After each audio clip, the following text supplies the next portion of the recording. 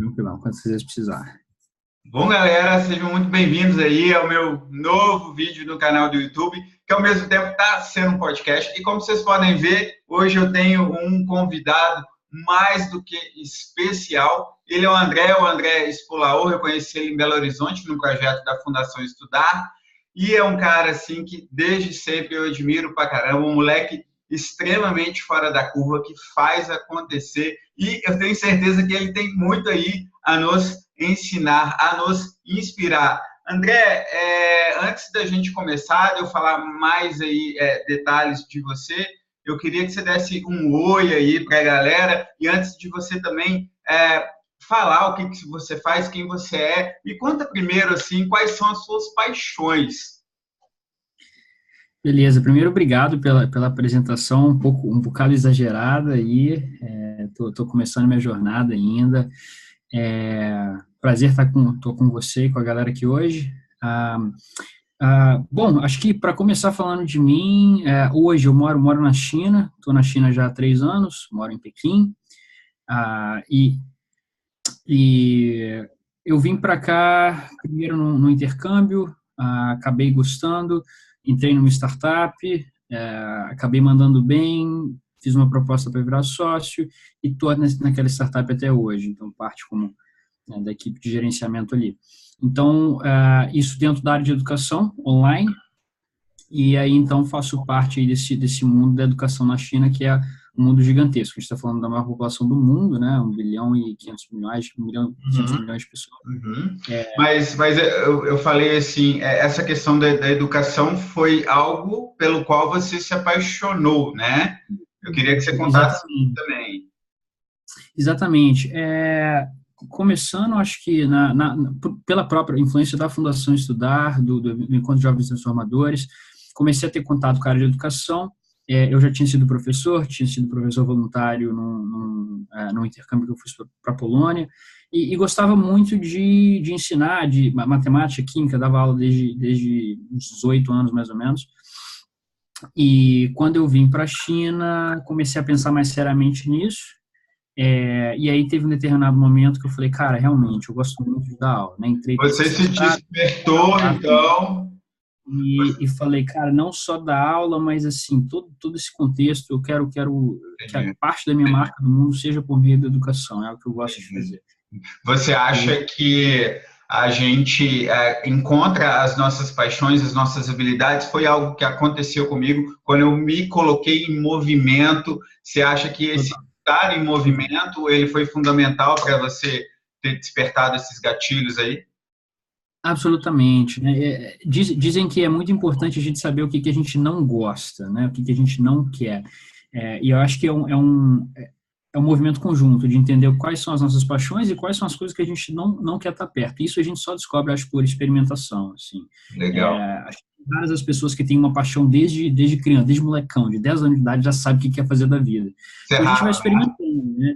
Tive outras experiências, estou tendo ainda e aprendendo aos poucos, né? Cara, o que eu gosto pra caramba e o que não é para mim, não vou fazer. Legal. André, agora entrando um pouquinho aí em quem você é, no que você faz de fato. Eu sei que você está aí 23 anos, é isso?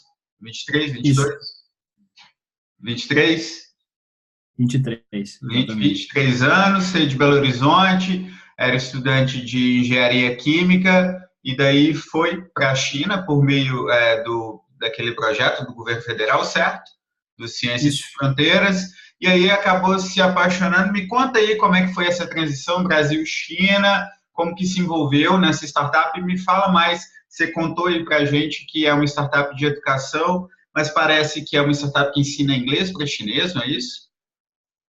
Exatamente. Então, depois do programa, eu voltei para o Brasil e decidi voltar para a China depois de um tempo e recebendo essa proposta da startup.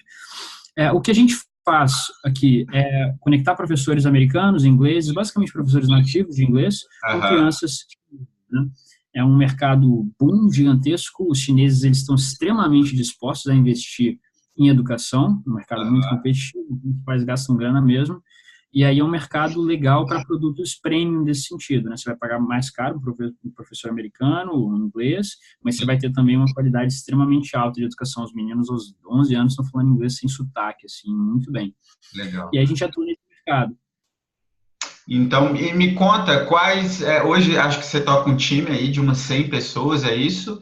E me conta também quais as habilidades que você teve que aprender, especialmente a questão do mandarim, André. Eu sei aí, eu acompanhei um pouquinho da história, eu sei que foi um desafio, que você passou vários perrengues para aprender mandarim, tiveram momentos ali que você falou, eu não vou dar conta, mas aí você continuou e foi lá e fez acontecer. Conta aí essa experiência para a galera.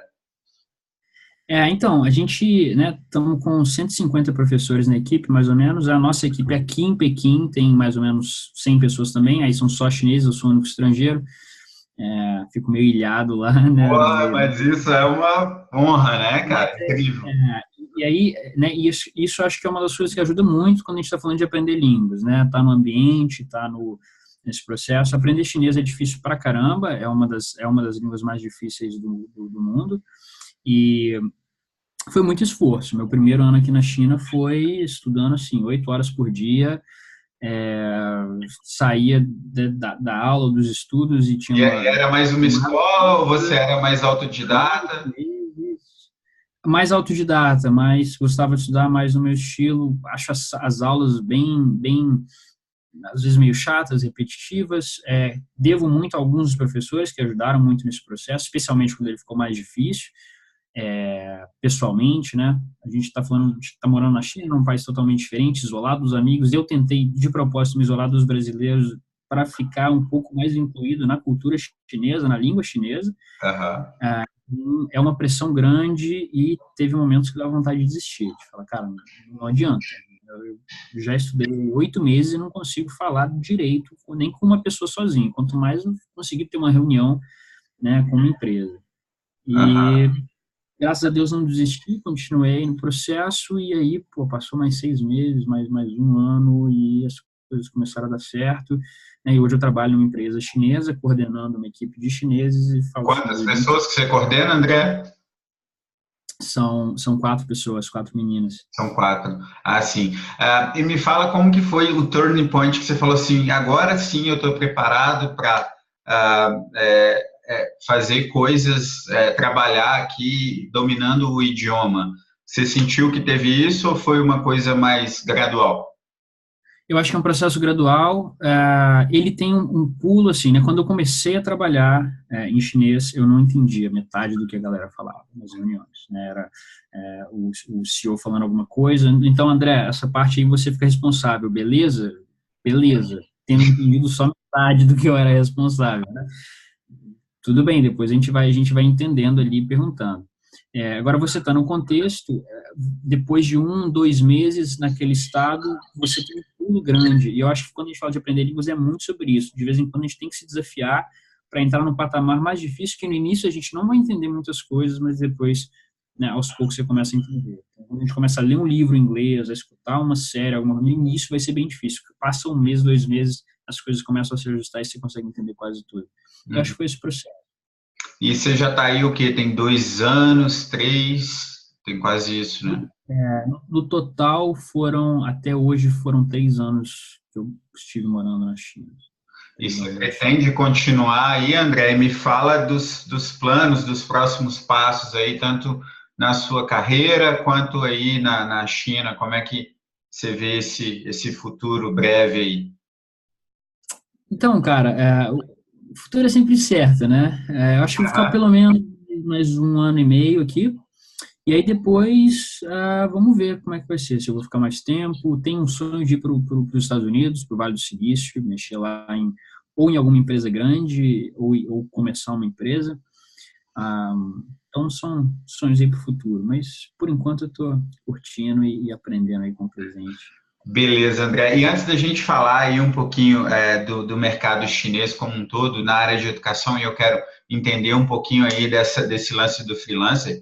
Eu não sei se você acompanha muito, mas estima-se que nos próximos 10 anos, a força de trabalho dos Estados Unidos, 50% vai ser de freela, porque a galera já não quer mais aquele modelo tradicional de ficar 8 às 17 no escritório, de ter que reportar para um gestor se ele pode fazer à distância. Mas antes disso, eu quero saber que conselho que você daria aí para os jovens da sua idade. Hoje eu vejo tanta gente assim, tem recebido muito inbox, das pessoas elas estão muito perdidas, elas não sabem para onde que elas estão caminhando, e aí elas não têm um planejamento, elas não têm um foco, e aí pulam de galho em galho, muitas vezes trabalham só em troca de um salário, e aí estão naquela vidinha meio vagabunda mesmo, de segunda a sexta, ralando por obrigação, e final de semana quebra tudo e já entra na segunda desmotivado. O que você falaria para essa galera que está numa vibe meio perdida aí? Então, cara, eu acho que a gente pode começar com um pouco de calma, né? Eu acho que essa minha geração, essa nossa geração é bem aflita, nervosa com as coisas e às vezes isso faz um pouco mal. Então, assim, ter um pouco de paciência, pensar o que a gente quer fazer ali. E eu acho que a experimentação que a gente falou agora há pouco é bem importante. Então, assim, se um trabalho realmente está chato, você não está aprendendo, acho que quando a gente está jovem, o mais importante é a gente tentar aprender com as experiências, né? Perguntar, estou aprendendo coisa nova, isso vai contribuir? Porque se você ganha R$ 500 a mais ou R$ 1.000 a mais, que seja, por mês, hoje, isso não vai acumular para o futuro, né? Daqui a 10, 15 anos, talvez não vai fazer tanta diferença. Claro que você tem que conseguir sobreviver, né? Esse é o básico. Mas, assim, depois que você já cobriu o seu custo de sobrevivência, esse um pouquinho de grana a mais, eu acho que ele não é tão importante quanto um pouco de aprendizado a mais que você vai ter. Porque isso se compõe e daqui a 5 anos, todo aquele aprendizado vai te permitir estar numa posição maior, num emprego melhor, né? E aí isso eu tenho, acho que desde os 17 anos, o Pai Rico, Pai Pobre, um livro que fala muito sobre isso, me influenciou bastante nesse sentido. Então, isso, aprender, eu acho que nesse momento é a coisa mais importante. Legal, acho que pensar assim de forma estratégica, né? Sempre focando ali nos resultados que a gente vai conquistar, não só no curto prazo, mas no médio e no longo, né? Acho que você aplica muito isso. Bom, André, e já falando assim de uma... Oi, desculpa. Quando a gente vai escolher um trabalho, né, acho que o primeiro critério tem que ser por aí, né, isso aqui está alinhado com o meu projeto de longo prazo, isso aqui está alinhado com coisas que vão me ajudar a aprender e a crescer, ou é só algo que eu estou usando aqui porque não tem outra opção, ou porque quero ganhar uma graninha, né? Sim, legal. André, e já pulando aí para a sua área, que é a área de educação, eu mesmo fiz um texto ontem falando a respeito da importância da educação à distância, que é hoje cada vez mais comum. Fala-se muito em universidades corporativas e, por outro lado, eu vejo pessoas muito resistentes a essa questão do online, né? Elas consideram o online muito frágil ainda, que as pessoas não conseguem focar, não conseguem se dedicar e não conseguem aprender como se estivesse ali no espaço físico. Como é que você vê essa expansão e como é que entre esses mundos off e online aí da educação e como que isso acontece especialmente na China? Uhum. Então, respondendo essa pergunta, eu acho que ela se liga bastante também ao como é que o mercado de oportunidades está crescendo, especialmente na China, tem muita oportunidade, a gente vai falar disso daqui a pouco. Eu acho que existe uma tendência geral, né, de a gente passar do mundo físico para o mundo virtual. Isso acontece em praticamente tudo. É algo recente que está, aos poucos, né, processando, acho que todas as áreas aí. E a educação é uma que tem uma certa resistência, a gente teve muito pouca mudança na sala de aula nos últimos praticamente 150, 200 anos, mas agora, mesmo, né, estamos vencendo essa resistência e mudando aos poucos para a sala de aula online. Tem muitos desafios, mas a gente vê que tem outras grandes vantagens, né? Seria muito difícil a gente conseguir uma educação em massa de qualidade de inglês, conectando professores nativos com crianças, por exemplo, sem a ajuda da internet, nesse sentido.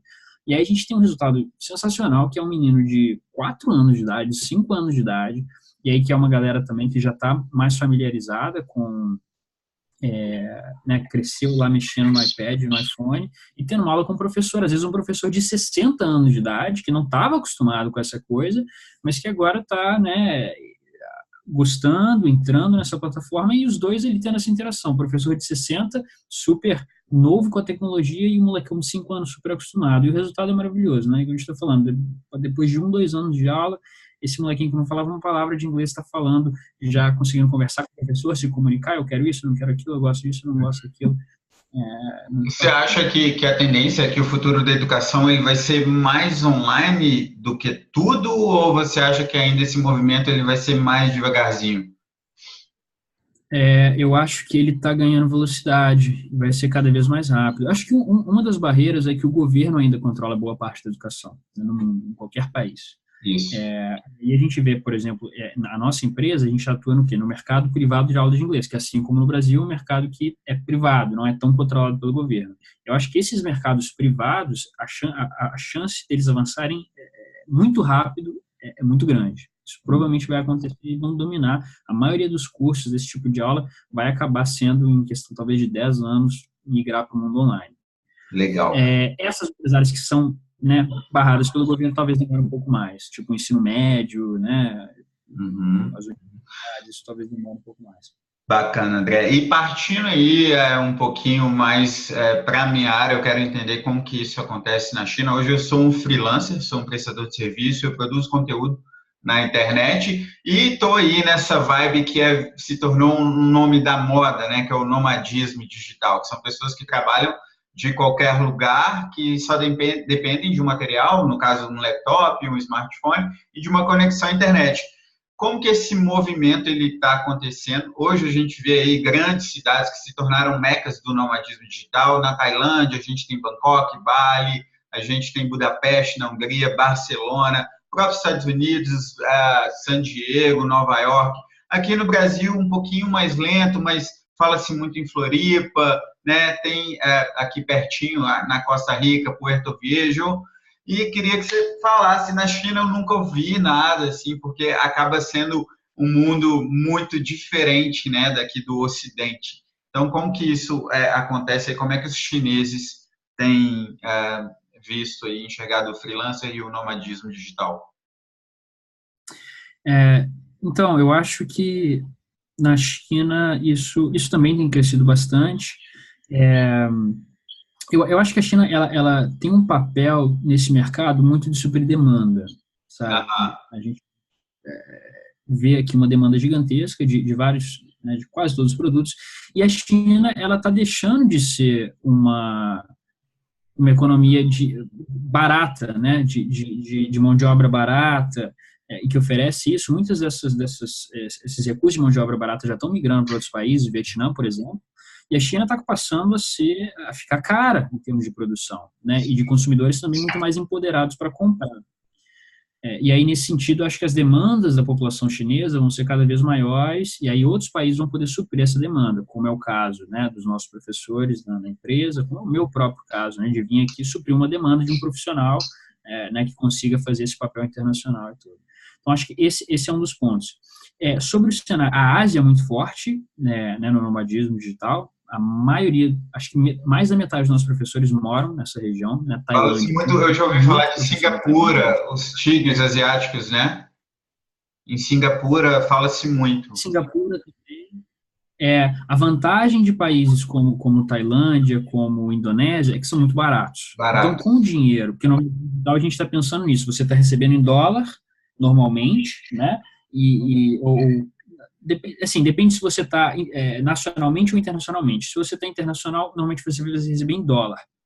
E aí você vai gastar esse dólar aonde, né? Se você for gastar dólar na Indonésia, é uma excelente troca. Os nossos professores vivem muito bem com o salário lá. Talvez se eles estivessem em Singapura, nos Estados Unidos, eles não tivessem tão bem de vida, mas na Tailândia eles estão, né, muito bem. E aí esse é um fator quando a gente está falando de morar internacional, né? Você vai receber de qual país e você vai gastar em qual país.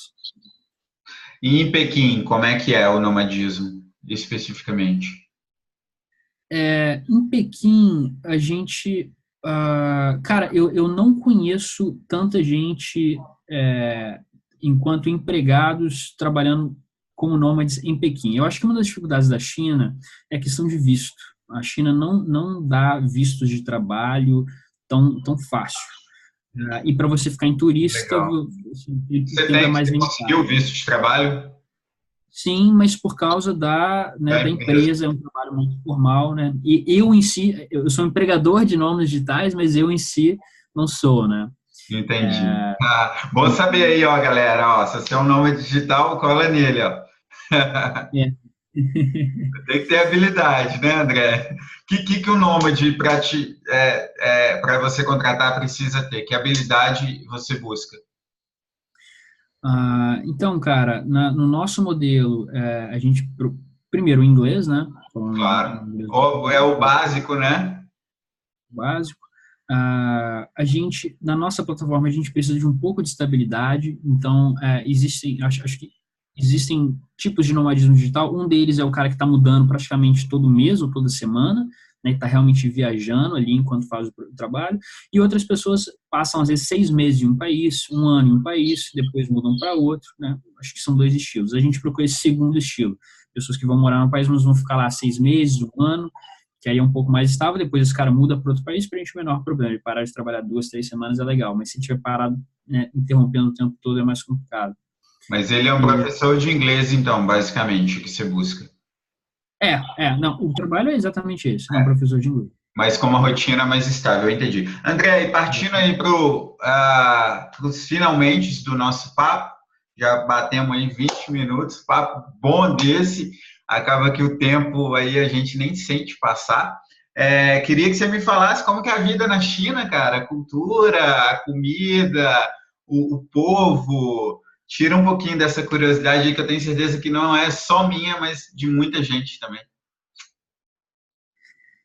Beleza. Então, a China, acho que a primeira coisa que a gente tem que colocar é que a China é muito diferente do que a gente imagina no Brasil, né? Antes de eu vir para cá, eu imaginava a China tipo Nova Delhi, né? Aquela cidade super suja.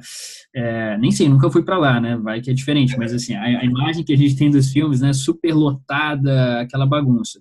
E você chega na China, nas cidades grandes, Pequim, Xangai, Tianjin, que eu morei antes, você vê cidades extremamente desenvolvidas, sabe, limpas, mais do que a maioria das cidades brasileiras e com muita grana, muito prédio gigantesco. É, então, assim, um país muito desenvolvido, um dos países mais ricos do mundo. Tem pessoas que dizem que a China hoje já tem mais riqueza do que os Estados Unidos, apesar de não declarar, né? Boatos, a gente não sabe se, né? Mais teorias aí, mas realmente você anda na rua é só BMW, Mercedes, assim, é uma coisa impressionante. Que mais da China? Em termos de morar aqui, uma das grandes vantagens, e aí diferenças em relação ao Brasil, é que hoje a gente vê um quadro econômico muito legal da China, muito estável, muito fácil, relativamente fácil conseguir trabalho aqui, inclusive para estrangeiros e brasileiros. A gente tem uma comunidade grande de brasileiros que moram aqui,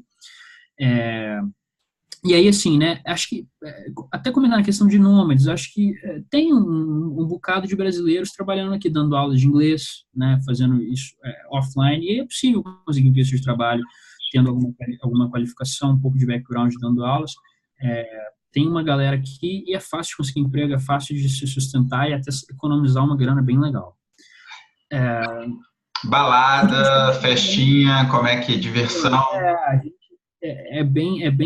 a gente é muito bem recebido aqui na China, né? Diz que todo mundo ama os brasileiros, é verdade? O mundo ama os brasileiros, é isso que você sente aí na Quando China? os brasileiros, aqui na China, você fala que você é brasileiro, qualquer pessoa vai, nossa, futebol, que bacana, né? Assim, já começam a falar, é futebol simples, isso aí de todo chinês, é uma coisa impressionante. Legal.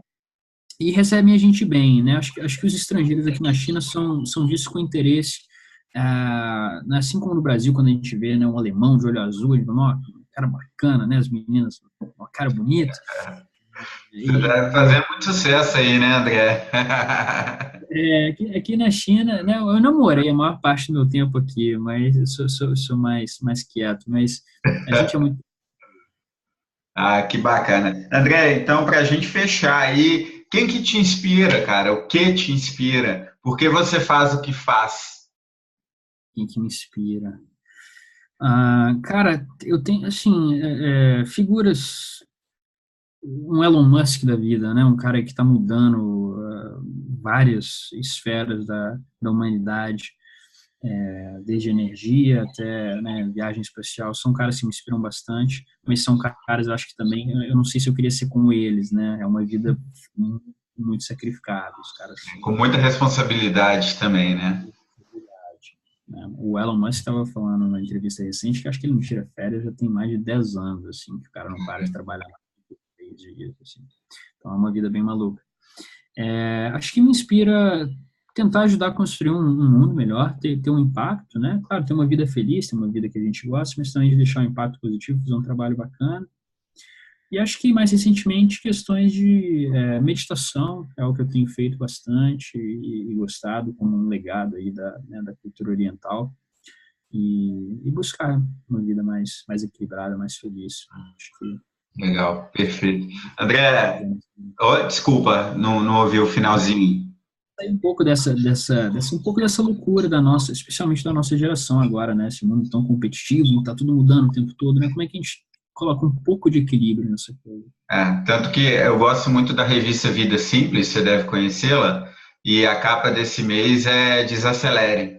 Então, acho que a gente também, né, ao mesmo tempo, eu falo muito isso, André, que ao mesmo tempo que a tecnologia ela é excelente para otimizar nossos processos, nossos projetos e nossos negócios, ela é só um instrumento, né? Eu acho que nunca foi tão importante a gente ser humano, né? E ser humano requer que momentos de desassossego, momentos em que a gente se conecte com o nosso interior, com a nossa essência, para a gente até entender melhor, né, os caminhos que a gente deve seguir. A gente falou muito de autoconhecimento, né, André, outro dia. Absolutamente.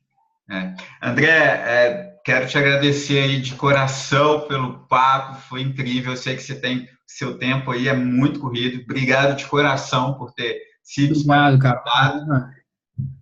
Ser um cara assim, você sabe o tanto que eu sou fã, que eu admiro e que eu tô, né, sempre de olho aí. São pessoas como você que eu quero ter por perto, que são pessoas assim que me inspiram verdadeiramente a eu me tornar o ser humano que eu nasci para ser. Obrigado de coração. Quero deixar um abraço aí para a galera. A admiração é mútua, muito bacana ver esse movimento. E é isso aí, você está construindo coisas, assim, muito bacanas, impressionantes de ver. Manda bala. Tamo junto e um abraço para todo mundo aí, né? Quem assistiu o vídeo, obrigado pela sua dedicação, seu tempo é super, né, valioso. E o podcast também, a galera ouve às vezes. E para os ouvintes também, tomara que tenha valido a pena o tempo. E um abraço grande aqui da China. Se precisarem de alguma coisa, podem me... Se precisarem de alguma coisa em Pequim, gente, André Spolaor, eu vou deixar a arroba dele nas minhas redes sociais. Ele é o cara. André, obrigado aí de coração. Vamos encerrar esse vídeo agora. Bom, galera, é isso. O vídeo, espero que vocês tenham gostado. E a gente se vê aí no próximo vídeo e no próximo podcast. Um beijo!